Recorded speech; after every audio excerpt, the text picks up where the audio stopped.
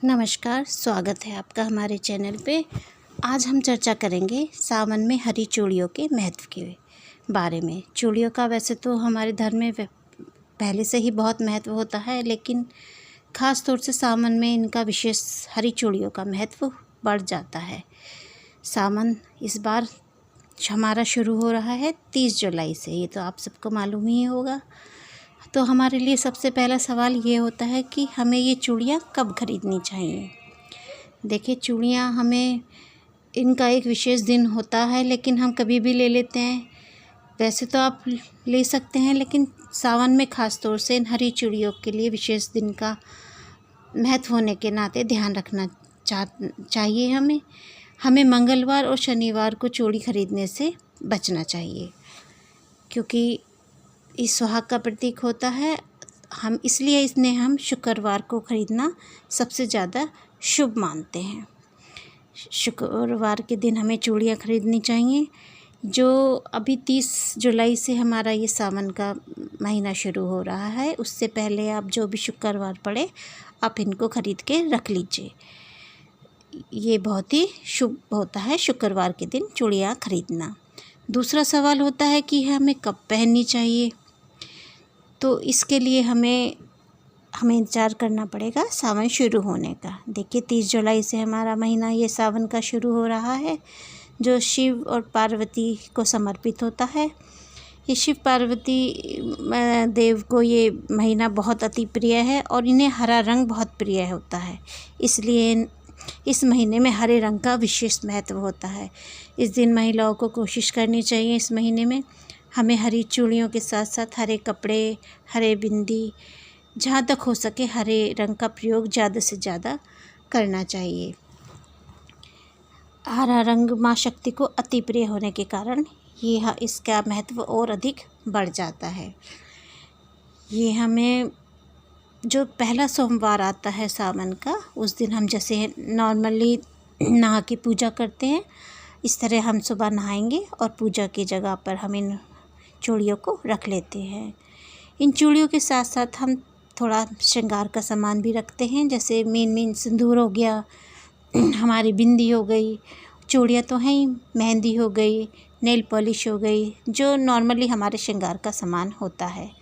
लेकिन विशेष बात आज हम चूड़ी की कर रहे हैं, तो चूड़ियाँ ख़ास तौर से तो हम जैसे पूजा करते हैं ऐसे पूजा करनी है हमें, और चूड़ियाँ लेकर हमें पहले माँ शक्ति को समर्पित करनी है।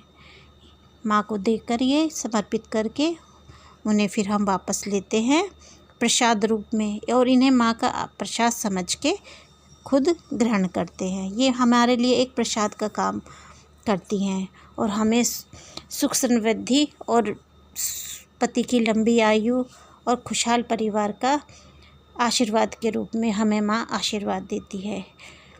ये चूड़ियाँ हमें माँ को समर्पित करके जब हम पहनते हैं तो इनका मूल्य और भी ज़्यादा बढ़ जाता है।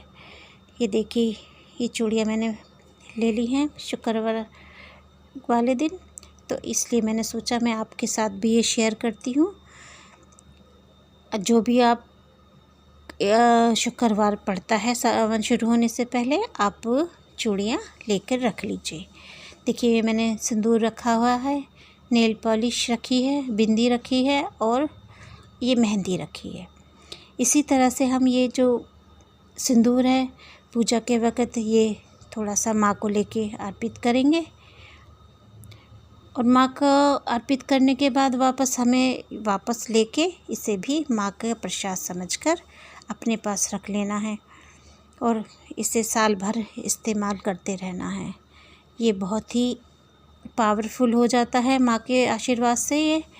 ये महिलाएं समझ सकती हैं यह सिंदूर महिलाओं के लिए कितना कीमती होता है। ऊपर से माँ शक्ति का आशीर्वाद मिल जाए इसमें, तो इसकी शक्ति डबल हो जाती है। देखिए, उसी तरह से ये मैंने नेल पॉलिश रखी है, उसमें ये भी माँ को समर्पित करेंगे, और बिंदी रखी है, ये भी कोशिश की जाती है कि हरी बिंदी ही अर्पित करके इस्तेमाल की जाए। देखिए, दूसरा, ये जो सावन का महीना होता है इसमें हरी चूड़ियाँ का तो महत्व इतना होता है हमारे समाज में कि अगर महिला अपनी ससुराल में होती है तो मायके से हरी चूड़ियाँ और श्रृंगार का सामान आता है, और महिला अगर अपने मायके में गई हुई होती है तो ससुराल से ये चूड़ियाँ हरी रंग की और श्रृंगार का सामान उसके मायके भेजा जाता है। ये बहुत पुरानी परंपरा है हमारे समाज की, जो काफ़ी समय से चली आ रही है और जो हमें इसे निरंतर आगे बढ़ाते रहना है। ये देखिए मेहंदी भी रखी हुई है इसमें।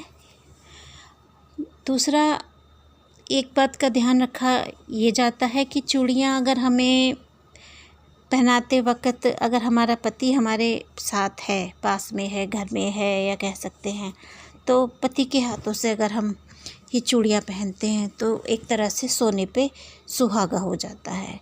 लेकिन किसी कारणवश पति नौकरी की वजह से या व्यवसाय की वजह से घर से दूर है तो आप अपनी सासू माँ के हाथों से भी ये पहन सकती हैं, वो भी बहुत शुभ माना जाता है। दूसरी तरफ आपको लग रहा होगा कि बहुत सी महिलाएं इस टाइम पे अगर अपने मायके में होती हैं तो अब क्या किया जाए, तो उस वक़्त हमें क्या करना चाहिए, ये चूड़ियाँ और श्रृंगार का सामान माँ शक्ति को अर्पित करके वापस ग्रहण करेंगे तो अपनी माँ के हाथों से इन्हें हम पहन सकते हैं, जो माँ बाप का आशीर्वाद की तरह हमें स्वीकार करके पहननी चाहिए। तो आज मैंने ये वीडियो चूड़ी लाने के बाद मुझे ध्यान आया कि मैं आप लोगों के साथ शेयर करूं, क्योंकि अब सावन का महीना भी शुरू होने वाला है और उससे पहले शुक्रवार भी पड़ रहा है, तो मुझे लगा कि आपके साथ शेयर करूं ताकि आपको भी जानकारी मिल सके। तो आप शुक्रवार वाले दिन ये चूड़ियाँ लाइए और अपने परिवार की सुख समृद्धि के लिए अब माँ को अर्पित करके इसे प्रसाद के रूप में ग्रहण करें और माँ का आशीर्वाद प्राप्त करें। तो आज का वीडियो हमारा इन चूड़ियों के ऊपर था। जल्दी ही मिलते हैं सावन में किसी अगली वीडियो के साथ, अगली जानकारी के साथ। तो वीडियो देखकर आपको अगर जानकारी मिली हो तो कमेंट करें, शेयर करें। धन्यवाद। मिलते हैं